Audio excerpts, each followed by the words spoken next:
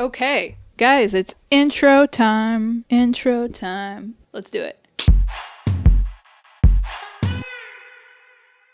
Hey guys, welcome back to another episode of the Safari Pedal Show. I'm your host, Abby. If this is your first time here, welcome to the Safari Podcast Zoo YouTube Crazy Thing Wild bandwagon.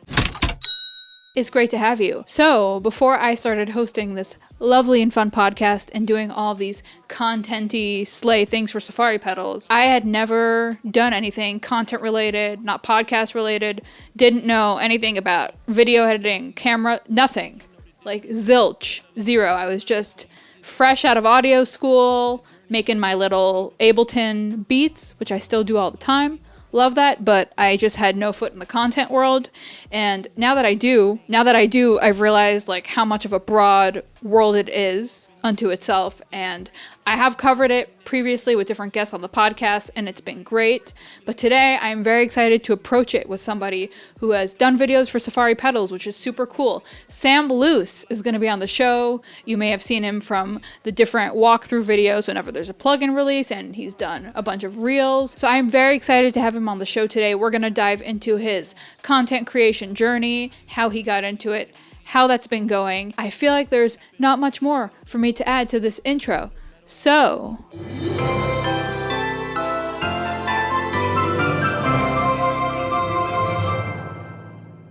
guys, please give a very, very warm Safari welcome to Sam Luce. Hey, how's it going? Hey, welcome to the show. Thanks a lot. Thanks for having me. Absolutely. Before we dive into your journey and all those amazing things, let's start off with who you are, what you do, and we'll take it from there. Yeah, Sam Luce. I'm a engineer, producer, musician, bit of everything from the UK. I do everything there is to do with music and recording, mixing, technology, content, sample packs, you know the score, all that kind of stuff. I'm doing a lot of content for various companies at the moment, doing a lot of recording bands, doing a lot of post-production editing, and just everything in the kind of music and audio sphere, I guess, which is fun. Very much so. Sweet. Like, where did you get your start? Like, how did you get into audio in the first place? I've no idea. I started with music when I was like 4 or something. So my parents are both like classical musicians, and started off with them, and didn't really have much of a choice. Like, it just kind of came. And then I was in a band, and I started like using the PA, and I kind of liked it. And then my parents had this room on the side of the house, which was just called the music room. And we used to practice in there. And then that became like the studio, and I got some secondhand gear and started doing this and started doing that and started recording bands. Went to university to do audio. Yeah, it was fine. Don't know if I'd recommend that these days. But I came out and I think I kind of drifted for a long while and did little bits of this, little bits of that. And then I'd always recorded bands, but then COVID hit, and I started doing loads more. And then it just shot up from there. In many ways, COVID was kind of the best thing that ever happened to me, really. I don't know, it's weird. But yeah, just after that, really.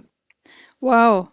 So, like, on that note, let's dive into your content creation journey, because you do, like, besides Safari, like I've seen you've done all different types of videos for different brands. Like, how did that start, and how has that been for you? That all started with well, for a start, it's been great. Like, I love it. It's awesome. It started with iZotope, and they put out a call on their Instagram, I think, and said, we want some content creators, like, get in touch.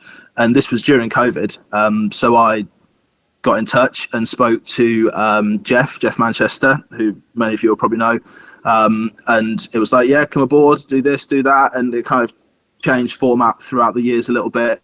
But yeah, it started with that. From there, I think the next company I did was maybe Slate Digital, and then various little bit for like Slate Audio, DistroKid, Kit plugins, various little bits from, and obviously the Safari stuff, you know, I got speaking to Noam and did that, but it all kind of stemmed from that initial iZotope put in the call out, and I answered, and yeah, it just sort of happened, really. I don't know. It's weird. People kind of just fall into stuff, don't they? And that's exactly what happened with me. Interesting. Because like before, like when I first joined the Safari boat and like I had no exposure to the content world, like I always wondered like how people found like their kind of like footing in the content game. So it's interesting that like you kind of stumbled upon it by chance. Yeah, I did. And at that same time, I just started doing a YouTube channel as well. And I think that helped. But YouTube has always been like, I do YouTube because it's fun. And I do YouTube because it then makes people, like brands and everyone, aware of what you do. And YouTube is like the best business card you can have, because you can show off your work, but then you can show off your content creation stuff as well. And if the stuff you want to do is creating content for companies and engineering work, mixing work, then it works for both, you know. So you can just show off everything you can do, and people just get in touch, or they have with me, which is great. Kind of on that note of like getting to show off your skills, like do you have any kind of maybe standout lessons or like things that you've learned or noticed about, I don't know, the music industry, or kind of insights in general from getting into the content scene? I think it's, people understand that like there's this bridge between content creators and companies, and that bridge needs to be one built on trust, and it needs to be that you have to only work for the companies and do stuff with the companies that you actually believe in and that you actually genuinely like their stuff. There's been a load of people that have contacted me over the years that have said, oh, can you do something with this? Can you promote this? And I've said no, because I don't believe in it. I don't particularly like the product they've got, or I don't think that the software they have is actually any good. And like, I'm not going to get on camera and lie about stuff, because people can smell that a mile away. So I think that's very important. Only actually like sticking to your guns, and only actually doing what you believe in. But also in terms of audio in general, like if a job comes in and you're scared of that job and you think, I can't do this, then that's exactly the kind of job you need to be going for, and exactly the kind of thing that you need to be thinking like, right, I'm going to learn the skills of how to do this, and I'm going to make this happen. Because you know, it's the classic thing of like, if you're the smartest person in the room, you're in the wrong room, because you know, you need to be learning from people all the time, and your work should make you learn. It should make you progress as an engineer or content creator or whatever it is. So yeah, do things you're afraid of. That's how you learn. I love that. That's like such a great piece of advice. Do you think nowadays, like, to sustain a career in the industry, that like content creation is something that people should aspire to more, or do you think it's kind of oversaturated, not necessarily needed? Yeah, I think it's definitely oversaturated, but I think it's oversaturated with people that will kind of come and go, and it's a difficult thing to kind of qualify, isn't it? Because there's so many people doing it that it then becomes attractive to so many more people, and they think, oh, I can just do YouTube and that'll be my income. And it's like, for some people that is true, but I think you'd be really surprised when you speak to people who do this YouTube thing for a living, in inverted commas, about how much money actually comes from the ad revenue and from YouTube in itself, and how much actually comes from work they get off the back of it and product sponsorships. And you know, a lot of people will get a piece of gear and they'll get a compressor or something. Like the big guys will get sent a compressor to do a shootout on, and they'll get to keep it and they'll sell it, because like if they don't need it, and they kind of need money, you know. So I think people are maybe disillusioned slightly about the whole content creation thing, and think that YouTube in some way is this enormous employer that is just going to hand out like massive checks to everyone who creates videos on there. In my experience, it's not like that. You do get some money off it, but it's about the business card strategy of YouTube, and it's about putting yourself out there as, this is the stuff that I do, now you can give me work based on upon this, you know.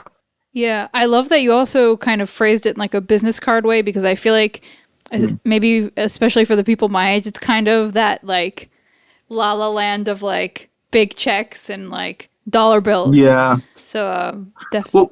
Well, my son plays like games. He's like a teenager now, and he has this, you know, he often says these guys are famous YouTubers, and he thinks that he's going to become this professional player of this certain game that he plays. And it's like, the game aren't paying him.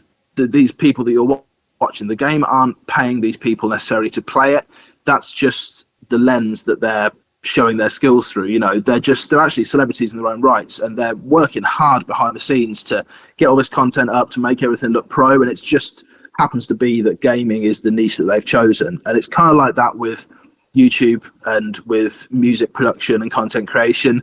The thing that you're selling is yourself, and it just so happens that you're doing it through this particular niche, like gaming or audio or whatever it is. People are actually buying into you, and they have to like you. So you see a lot of YouTube videos where it's someone who's objectively quite dull and boring, and they might be giving you amazing advice, but people won't necessarily get behind them because it's not exciting. And people go to YouTube for entertainment, you know. The show is centered around starting out, being up and coming. Do you have any more kind of standout tips for anyone that may want to get in terms of like technical stuff for content creation? Yeah, it can be content creation, kind of maybe balancing that with a career in music, kind of any way that you'd like to approach it. In terms of content, consistency is key. I've never done a massive amount on Instagram or TikTok. YouTube has always been my main thing. And you'll see that if you have someone who's massive on Instagram, they're probably not on TikTok and they're probably not on YouTube. And those three, you often find that someone has to pick one of those. So one key piece of advice would be, don't try and like kill it in every market. Don't try and just do everything on TikTok, everything on YouTube, everything on Instagram. You've got to pick your niche, pick one that works for you. For me, like, how old am I? I'm 36 next week. I'm not like the most TikTok friendly kind of age group or person, you know. So YouTube for me was great because it's more content and information driven, and it's not about being all singing or dancing. And I think that's really important. Pick what it is that you can do best and pick what works best for you, and don't just try and do all of them. Don't assume that just because you're killing it on Instagram that TikTok will just know you and that it will just happen, and the same with YouTube as well. From a technical point of view, I'm not really demonstrating this very well at the moment, but your lighting will be far more important than your camera. And it's great to have a nice camera, but 9 times out of 10, if you have your phone camera that's a relatively new phone with a decent camera on it, then that will be absolutely fine as long as your lighting is kind of okay. I'd take average phone with really good lighting over naff lighting and amazing camera any day. To kind of like sum up the whole topic of content creation, all those things, I always love to ask our guests to either drop a piece of advice or anything else. Feel free to freestyle that you want to say to the amazing Studio Animal viewers. Me? Yeah. I thought you were talking the audience. Yeah. No, do you got something to say to the people? I think in general, it's like, just keep going, because stuff doesn't happen overnight. And I think I've been doing YouTube for like 4 years now. I think I just got like a little birthday reminder on my app the other day. And it doesn't feel like 4 years, but it's also like, wow, I haven't done a massive amount in 4 years in terms of like YouTube analytics. But then at the same time, if I think about all the stuff that I've got off the back of it, it's been crazy. And there's been an unbelievable amount of stuff that's happened. And so I teach as well. I teach like 2 days a week, music production, music performance. And so much more work has come that I've been able to like gradually drop that down where I'm working from home. This is like a room at the end of my house, like an annex. And if you just keep going at something, you'd be amazed at what happens without you even realizing it. And before it even came to like my mind, let's talk in real terms. Let's talk about money, because people want to make money out of it. People actually want content creation to pay their bills. And when I started off, I was earning like very, very little out of content and out of studio stuff. And then YouTube has been the thing that has taken me so that I'm paying a lot of my bills with just content and with music and just with actually like audio stuff. And it only came through perseverance. I didn't start on day one and think I'm going to be this massive YouTube star. I just started with like, I've got a few tips that I think people might want to know about. Let's start with that. And then from there, a few companies got in touch and it was like, okay, this is maybe a viable thing. And then when artists started getting in touch with it as well, I saw that it was a business card, and I saw that it was a way of actually talking to people. Because YouTube, in that business card analogy, with a normal business card, you give it to someone, and that's your way of saying, I want your work, I'm approaching you, I think that you can give me some money eventually, you know. But the YouTube way is completely the opposite, because you're just having your face out there, and people are then coming to you and are then giving you work. It's like they're coming to you and saying, can I have your business card? It's the complete opposite. And I think that's really great. And I think that's a really animated way of doing it. And I think that just keeping on going and just keep chipping away, you never know what's going to happen. And you probably won't know that it's happened when it does, but stand back, have a little look and assess what you've done. And you'll probably be surprised at what you achieved. Heck yeah. Sam, that was top tier. Thank you so much. You're good. You're good. Yeah. So guys, lots of valuable information and insights today here on the show. Sam, thank you so much for sharing your wisdom with us all. It's all good. Can I just say one more thing that I think people don't really realize is that if you're an audio guy, an audio girl, then you're not going to have one income stream. And I think content creation is one of them, but you've got to have lots of strings to your bow. And I do a lot of like podcast editing for people. I do a lot of video work, and it's about the passive income as well. Like I have drum sample packs that I sell on my website, on the YouTube channel, and those little trickle incomes really do add up, and just getting those little and often do really help with everything kind of chugging along, because in your like 9-to-5 job, it might be monthly pay, but if you have this content stuff going and little streams of income, then that will come in far more often and it will be far more beneficial. So it's not about having one job. It's not about saying like, I'm going to be an audio engineer, I'm going to be a mixer, and then just hoping that comes. Be an audio engineer, be a mixer, but then be like, okay, what skills have I got that I can also put into any of these other fields? And you're going to do far better. I truly believe that being versatile is your best attribute as an audio engineer. Yes, I love that. And I love that the way that you put it, it's like creating also a safety net for yourself if one thing is going slow for a period. Yeah, definitely. That's you know, I do the teaching because I know that that's salaried and that pays my mortgage. You know, I've got 3 kids. I've got people who are reliant on me bringing in the money. And if 1 month mixing doesn't pay the bills, well, I've got to answer to my wife.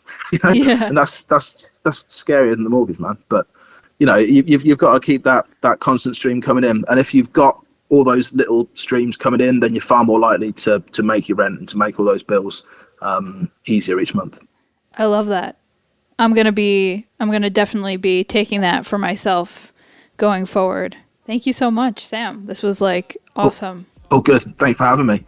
Absolutely. Guys, I'm going to link all of Sam's info below so you know where to find him. Social media, YouTube. We can link your website, everything below. And really appreciate your time, man. Tyreek, I'm going deep. Watch me how I'm saucing, I be spreading it with ease. You gon' see the peace. You gon' see the flex when you hear these writtens.